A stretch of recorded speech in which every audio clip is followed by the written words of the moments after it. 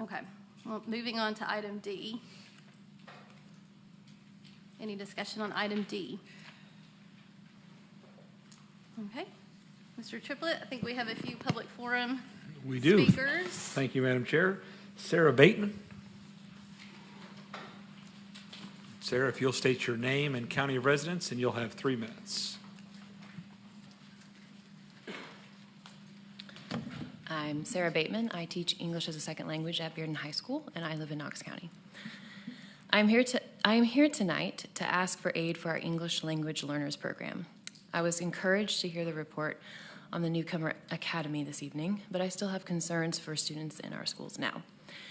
As I'm sure you are all aware, the KCS Welcome Center enrolled nearly 1,000 students since last August. Unfortunately, many of these students have faced numerous barriers to their education, which makes it difficult for them to keep up with their peers. How can we expect a student to launch into high school chemistry after witnessing his mother die in a car bomb in Iraq, fleeing to Turkey, where he didn't speak the language, and missing years of education before moving to the U.S.? He was never even taught how to read in his own language. How are teachers supposed to make accommodations for him? Giving him a dictionary and extra time, the state's accepted accommodations, will not be enough if he struggles to read the material in the first place. Or what about my student from Ukraine, who became unusually silent after she was sent a message that the building she grew up in had just been destroyed? How is she supposed to focus on the state's curriculum when she is being bombarded with photos of her hometown being razed to the ground?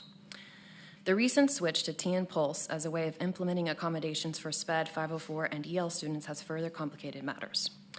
The switch has been an utter disaster, leading to nothing but time wasted when we could have been supporting our students and general education teachers. Multiple high school ESL teachers in Knox County have told me they have already put in 30 to 40 hours outside of contracted time. Of course, I recognize that this board is not responsible for state decisions, and I thank the county for re-implementing our old elevation program for the monitoring forms. I am also very grateful for the support from our KCS EL department, especially our coaches. But as you consider next year's budget, I have some suggestions for how to support EL students. First, seek to hire more teachers. My colleague who teaches biology to 35 students cannot be expected to give much personal attention to the 4 ELs in her class, most of whom come with limited science and math skills. Second, if the state continues to use TN Pulse, please consider giving all EL teachers at least 2 days of professional leave to get our ILPs completed while not losing focus on our students. Third, hire more staff for the Welcome Center. I have no idea how they managed to enroll so many new students this year, but I'm sure they could use the help.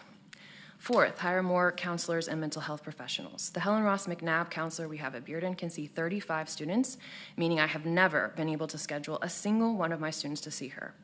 I am not trained to know how to respond when a student stays after class to tell me in tears how she's still having nightmares about the detention center, where she was always cold and where she was not allowed to hug or even touch the other children with her. All I can do is listen and offer her a space to cry and express her anger.